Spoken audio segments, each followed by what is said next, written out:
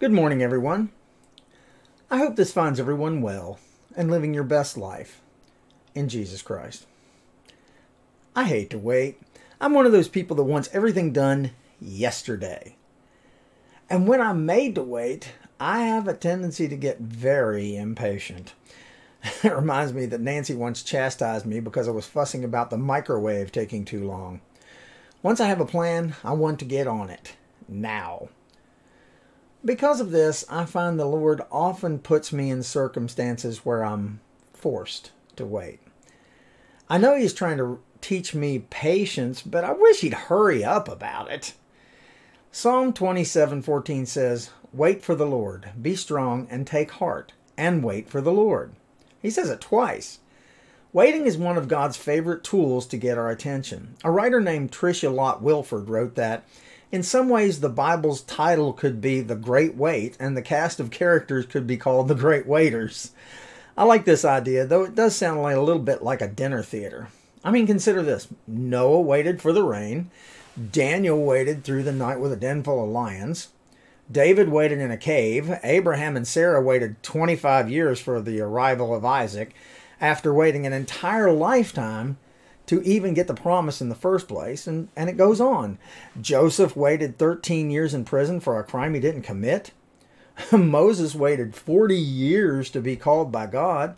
Paul waited in prison a lot, and even Jesus waited 30 years to begin his ministry, though he was well equipped long before. If God asked even Jesus to wait, why do I think He would speed up my process? Here's what I love most about this idea of the great waiters of the Bible. They were flawed, with the exception of Jesus. They were people just like you and me, trying to please God, but often falling short. I mean, some of them got it, but most of them didn't, which comforts me since I usually don't get it either. These great waiters were no better at waiting than I am. Let's not kid ourselves. Waiting is a universal weakness. What do the Bible stories of these greats of the Bible show us about waiting? What did they do while they waited? Well, while Noah waited for the rain, he got busy with what he had, a lot of wood and some specific measurements. As Daniel waited, he remained faithful in prayer and firm in his convictions.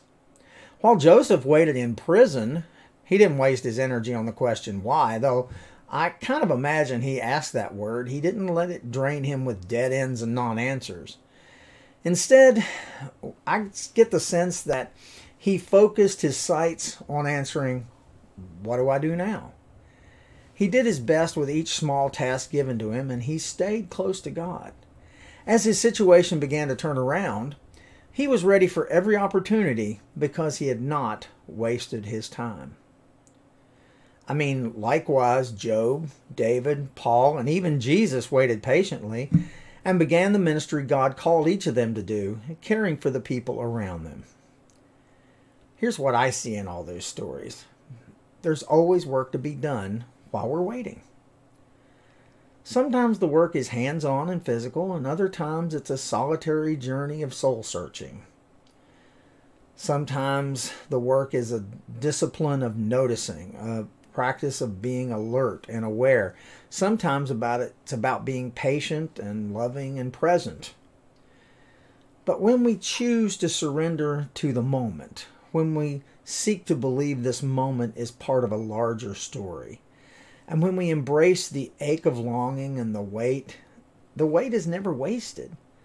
The Lord enters the journey of those who wait. I ask you today and I hope that we'll continue to trust the Lord as He reveals Himself along the way. I hope you have a terrific day today in Christ. I remind you that I'm here should you need me, and I love you all.